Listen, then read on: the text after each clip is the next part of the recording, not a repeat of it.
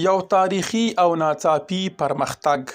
د امریکا پخواني سخت دښمنان اوس د مسکو نوي رسمي پوځي او تخنیکي ملګري شول.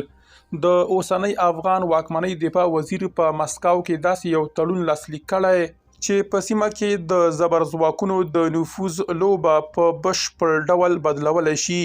خو په دغه مهم تړون کې څه دي او ولې روسیې د لومړي ځل لپاره د کابل په ملاتړ د لویدیځ پر وړاندې داسې تونده پریکړه وکړه؟ تر پایه راسره پاتې شئ چې د دې پوځي معاملې په پټو اړخونو پوه شئ. درنو لیدونکو، ستړي مه شئ. تازه راپورونه ښیي چې د اوسنۍ افغان واکمنۍ دفاع وزیر مسکو ته د خپل سفر په ترڅ کې له روسیې سره د پوځي او تخنیکي همکاریو یو ستر تړون لاسلیک کړی دی. دا تړون د مسکو په لمن کې د نړیوال امنیتي فورم په څنډه کې لاسلیک شو چې د کابل او مسکو په اړیکو کې د یو نوي رسمي او پوځي پړاو پیل ګڼل کیږي.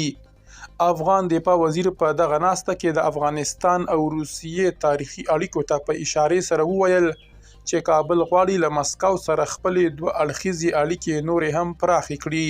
په سیمه او د افغانستان په قضیو کې د مسکو رول خورا مهم او د اهمیت وړ وباله. بل لور ته د روسیې د امنیت شورا سکرتر سرګي شویګو په دې ناسته کې بې سارې توندې خبرې وکړې. هغه نیغ په نیغه پر لویدیځو هیوادونو نیوکه وکړه او ویې ویل چې امریکا او ملګري یې باید د افغانستان کنګل شوې شتمنۍ سمدستي او بې له قید او شرطه ازادې کړي. شویګو ټینګار وکړ چې لویدیځ باید په افغانستان کې د خپلو تیرو 20 کلونو د شتون مسؤلیت په بشپړ ډول پر غاړه واخلي او د دغه هیواد د جګړې ځپلې بیا رغونې ټول بار او تاوان په خپله پرې کړي.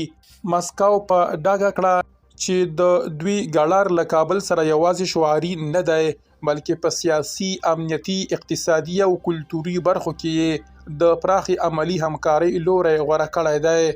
د دغه پوځي او تخنیکي تړون لاسلیک کېدل ښیي چې د روسیې او افغانستان ترمنځ اړیکې په خورا چټکۍ سره د رسمي تعامل لور ته روانې دي. اوس پوښتنه دا ده چې آیا د مسکو او کابل دا نږدېوالی به د سیمې له امنیت سره مرسته وکړي که به د امریکا او ناټو غبرګون نور هم وپاروي؟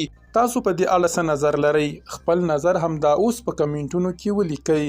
د داسې نورو تودو راپورونو لپاره زموږ پاڼه فالو او چینل سبسکرایب کړئ. درنو لیدونکو، له ملتیا مو مننه.